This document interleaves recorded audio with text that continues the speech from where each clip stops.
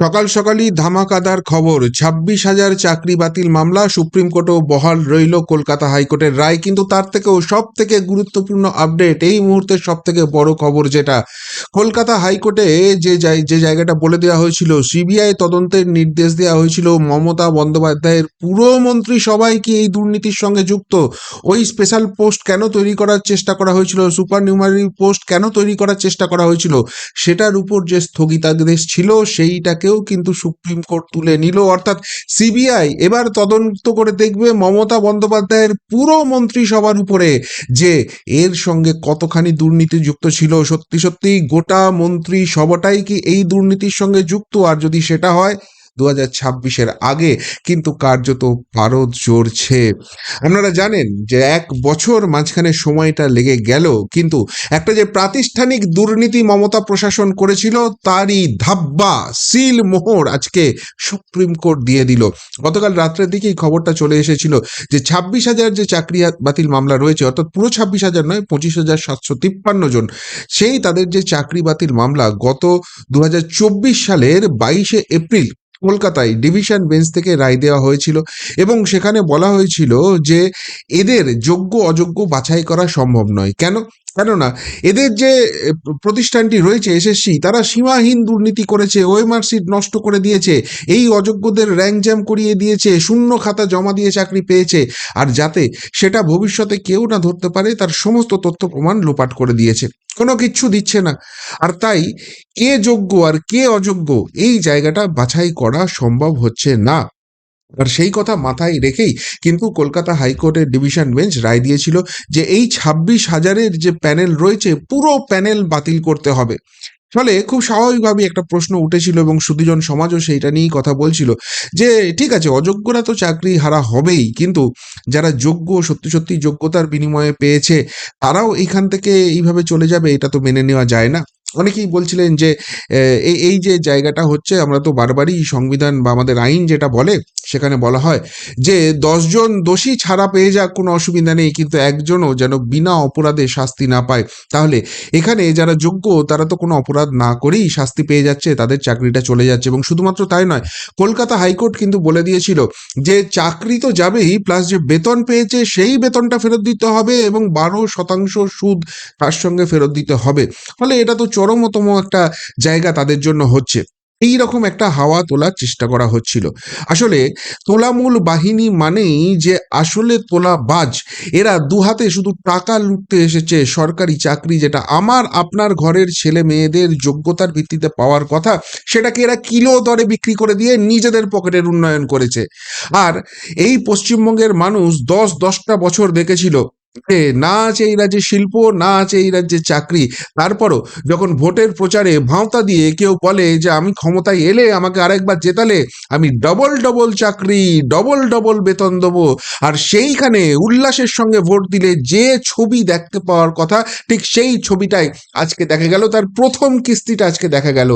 এই যোগ্য অযোগ্য বিচার যখন করা গেল না, কলকাতা হাইকোর্ট সেটাকে 22শে এপ্রিল 2024 সাল সেটাকে রিজেক্ট করে দিয়েছিল। ঠিক তার পরের দিনই রাজ্য সরকার, এসএসসি সকলে ছুটে গিয়েছিল সুপ্রিম কোর্টে। কেননা সুপ্রিম কোর্টে একটা অদ্ভুত খেলা আমরা দেখি, সেটা হচ্ছে তারিখ পে তারিখের খেলা। একটা মামলা ওঠে, সেই মামলার একটা হিয়ারিং এর ডেট আসে, এবং সেটা লিস্টিং এ এতটাই পিছনে থাকে সেদিনকে হিয়ারিং হয় না। আবার 2 মাস 4 মাস 6 মাস বাদে সেটার হিয়ারিং এর ডেট ওঠে এবং সেটার রিপিট টেলিকাস্ট হয়। এবং কোথাও গিয়ে মানুষের মনের মধ্যে প্রশ্ন আসে, এটা কি সুবিচার হচ্ছে? এটা কোথাও গিয়ে কি নবান্নকে বাঁচানোর চেষ্টা করা হচ্ছে না? মানুষের এই প্রশ্নের উত্তর আমাদের কাছে নেই, কিন্তু বিচার ব্যবস্থার উপর এতটাই চাপ আছে, এই প্রশ্ন অটোমেটিক্যালি উঠে যায়, যেরকম আমরা ডিএ মামলায় দেখেছি। কিন্তু কিন্তু আমরা দেখলাম মাননীয় বিচারপতি সঞ্জীব খান্না যখন প্রধান বিচারপতির দায়িত্বে এলেন সুপ্রিম কোর্টে, প্রত্যেকেই এই ট্র্যাডিশন চেঞ্জ হলো। কোথাও গিয়ে যেটা মানুষের মনে হচ্ছিল নবান্নকে বাঁচানোর চেষ্টা চলছে, সেই জিনিস হলো না। এটার মধ্যে যে গুরুত্ব রয়েছে, এটা যে গুরুত্ব দিয়ে শুনানি করার দরকার রয়েছে, সেটা তিনি বুঝলেন। এবং একের পর এক শুনানি হলো, খুব কাছাকাছি ডেটেই সেই শুনানিগুলো হলো। এবং সেখানে বারবারই একটাই প্রশ্ন করা হচ্ছে সেটা রাজ্য সরকার হোক, সেটা এসএসসি হোক, প্রত্যেকে একটাই প্রশ্ন করা হচ্ছে, এই যে যোগ্য এবং অযোগ্য দিয়ে যে নাটুকে পনা চলছে, সেই জায়গাটায় সত্যিই কি আপনাদের কাছে এরকম কোনো তথ্য প্রমাণ আছে যেখান থেকে আপনারা সেগ্রিগেটটা করতে পারেন? এবং সেখানে এসএসসি হোক, রাজ্য সরকার হোক, একবার এক এক রকম তথ্য দিচ্ছে, কখনো এতজন, কখনো অতজন, কখনো ততজন, কোনো সুনির্দিষ্ট তথ্য দিচ্ছে না, পুরো বিষয়টাকে গোল গোল ঘোরাচ্ছে, গুলিয়ে দেওয়ার চেষ্টা করছে। অর্থাৎ অপরাধীর মনস্তত্ত্ব যেভাবে কাজ করে ঠিক সেইভাবেই পুরো ব্যাপারটাকে ঘেঁটে দেওয়ার চেষ্টা করা হচ্ছে, এবং একটাই মরিয়া চেষ্টা যে শেষ পর্যন্ত এই যোগ্য অযোগ্য বাছাই করা যাবে না, এবং তার ফলে ওই যে ভারতীয় আইনটা মেনে চলে যে 10জন দোষী ব্যক্তি ছাড়া পেয়ে যাক কিন্তু একজন নিরপরাধ যেন শাস্তি না পায়, সেই তালে গোলে মিলে এই 26,000 জনকে বার করে দেওয়া হবে, তাদের চাকরিটা বহাল থাকা যাবে। কিন্তু কিন্তু সুপ্রিম কোর্ট ফাইনাল হিয়ারিং এর পর সেই রায়টা প্রিজার্ভ রেখেছিল, এবং আজকে সেই রায় দেয়া হলো এবং সেখানে স্পষ্টভাবে জানিয়ে দেওয়া হলো যে না, এরকম কোনো ব্যাপার নেই। যেখানে আইনের প্রভিশন পুরোপুরি ক্লিয়ারলি রয়েছে, যদি এই ধরনের ক্ষেত্রে যোগ্য এবং অযোগ্য বাছাই করা না যায়, তাহলে সেক্ষেত্রে তাদের পুরো প্যানেলটাকে বাতিল করতে হবে, সেটাই করা হয়েছে। এটা গেল আপডেট নাম্বার 1। আপডেট নাম্বার 2, তাহলে কি এখনই যোগ্যদের জন্য সব কিছু আশা ভরসা শেষ হয়ে গেল? একবারই শেষ হয়নি। সুপ্রিম কোর্ট এখানে একটা খুব ভালো প্রভিশন করে দিয়েছেন, সেটা হচ্ছে যে যারা এই চাকরিটাই ছিলেন যেখানে যোগ্য অযোগ্য সেগ্রিগেট করা যায়নি, যারা অযোগ্য হিসেবে সেগ্রিগেট হয়ে গেছে, অলরেডি কিছু কিছু চিহ্নিত হয়ে গেছে, বেশ 8,000 না 9,000 চিহ্নিত হয়ে গেছে, তাদের তো গেল, তাদের আর কিছু করার নেই, তারা একবারই ঘুষ দিয়ে চাকরি পেয়েছে, সেই জায়গাটা প্রমাণিত। কিন্তু বাকি যাদেরকে এখনো যোগ্য অযোগ্য সেগ্রিগেট করা যায়নি, তাদের ক্ষেত্রে আগামী 3 মাসের মধ্যে আবারও নিয়োগ প্রক্রিয়াটা করতে হবে, অর্থাৎ একদম প্রথম থেকে তাদেরকে শুরু করতে হবে। যেভাবে এক্সামিনেশন হয়েছে সেই এক্সামিনেশন দিতে হবে, ইন্টারভিউ প্রসেস হবে, এবং তারপর যদি দেখা যায় যে সত্যিই মেরিটের বেসিসে তারা পাচ্ছেন, তাদেরকে অ্যাপয়েন্টমেন্টটা দিতে হবে, এবং সেই ক্ষেত্রেই একমাত্র তারা চাকরিটা বাঁচাতে পারবেন।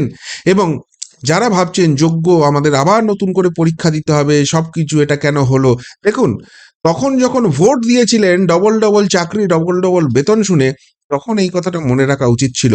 এরকম একটা দুর্নীতিবাজ যদি মাথার উপর বসে থাকে, তখন এই ধরনের ঘটনাই ঘটে, এবং এটাকে ভবিতব্য বলে মেনে নেওয়া ছাড়া উপায় নেই। এবং আমি তো বলবো সুপ্রিম কোর্ট, মাননীয় সঞ্জীব খান্না অত্যন্ত মানবিক, এবং সেই জায়গা থেকে আর একটা ফাইনাল রাস্তা তিনি খুলে দিয়েছেন, যাতে সত্যি সত্যিই যারা যোগ্য, তারা যোগ্যতার ভিত্তিতে যেন চাকরিটা বজায় রাখতে পারেন, না হলে সত্যিই যে তাদের কি হতো বলার কোনো জায়গা ছিল না।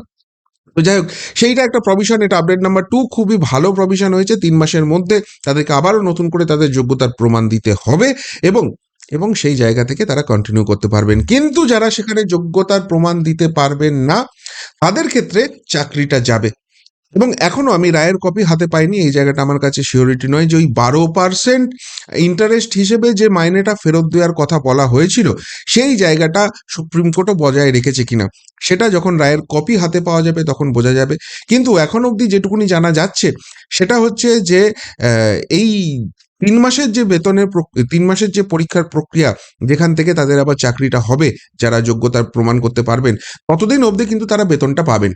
কিন্তু তারপরে যদি যোগ্যতার প্রমাণটা না দিতে পারেন, তখন বেতনটা ফেরত দিতে হবে। এই রকম একটা জায়গা কিন্তু হয়েছে। কিন্তু তার থেকেও বড় কথা, যেটা সব থেকে বড় আপডেট, যেটা এই 26,000 চাকরি বাতিল মামলায় এবার কি পুরো মমতা প্রশাসন, মমতার মন্ত্রিসভাকে কি জেলে যেতে হবে, যে প্রশ্নটা দীর্ঘদিন ধরে উঠছিল, সেই জায়গাটায় কিন্তু নতুন করে অ্যাক্টিভেট হয়ে গেল। কেননা যখন এই ধরনের 26,000 চাকরি বাতিল মামলার রায় হচ্ছে, তখন এই সরকার একটা চালাকি করার চেষ্টা করেছে। কি চালাকি করার চেষ্টা করেছিল? সেটা হচ্ছে যে অতিরিক্ত শূন্যপদ তৈরি করা হবে।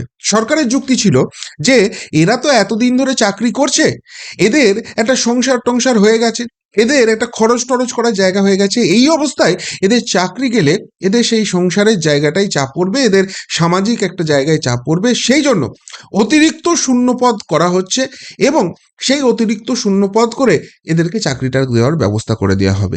আর এইখানেই কোর্টের একটা অবজারভেশন ছিল যে যেখানে আপনার প্রশাসনের একটা অংশ, আপনার সরকারের একটা অংশ এই দুর্নীতির সঙ্গে যুক্ত, এবং দুর্নীতি যে হয়েছে এটা দিনের আলোর মতো স্পষ্ট, তা সত্ত্বেও যারা দুর্নীতি করে চাকরি পেয়েছে, শুধুমাত্র তাদেরকে বাঁচানোর চেষ্টা করছেন। লেনদেনটা কোথায় হয়েছিল, এই যে তোলাবাজি হয়েছিল, এরা ঘুষ দিয়ে চাকরি পেয়েছিল, যে কারণে তো অযোগ্য, যে কারণে তো শূন্য খাতা জমা দিয়ে এদের চাকরি হয়েছিল, যে কারণে তো র্যাঙ্ক জাম্পিং করে এদের চাকরি হয়েছিল, মোটা টাকা ঘুষের কারবার হয়েছিল। সেই ঘুষের টাকা যারা পেয়েছে তাদের সঙ্গে সরকারের কি সম্পর্ক রয়েছে, তাদের সবাইকে সেফগার্ড করতে এবং এই ঘুষ দিয়ে চাকরি পাওয়া লোকগুলোকে বাঁচাতেই কি এই সুপার নিউমারি পোস্টগুলো তৈরি করা হয়েছে? এই এই জায়গাটা তদন্ত করে দেখার দরকার আছে এবং সিবিআইকে এটা তদন্তের নির্দেশ দেওয়া হয়েছিল।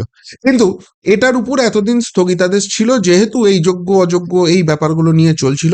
আজকে সুপ্রিম কোর্টের রায়ে কিন্তু সেই যে স্থগিতাদেশ ছিল সেই স্থগিতাদেশটা তুলে নেওয়া হলো।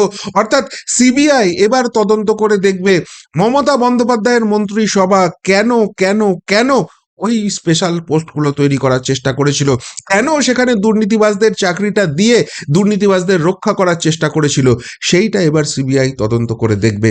অর্থাৎ এতদিন গোল গোল গোল গোল গোল গোল সিবিআই ঘুরছিল, দুর্নীতিবাজ হিসেবে বহু তোলামূল নেতার নাম শোনা যাচ্ছিল, বহু নেতা মন্ত্রী বিধায়ক তাদেরকে জেলে যেতে হয়েছিল, কিন্তু সরাসরি সরকারের দিকে না, সিবিআই এগোতে পারেনি। সেই নিয়ে অনেকের মনেই প্রশ্ন ছিল, অনেকেই সেটাকে সেটিং বলতেন। কিন্তু আজকে যে হাত করাটা ছিল সিবিআই এর হাতে, যে যে বাধাটা ছিল, সেটা কিন্তু সুপ্রিম কোর্ট তুলে নিল।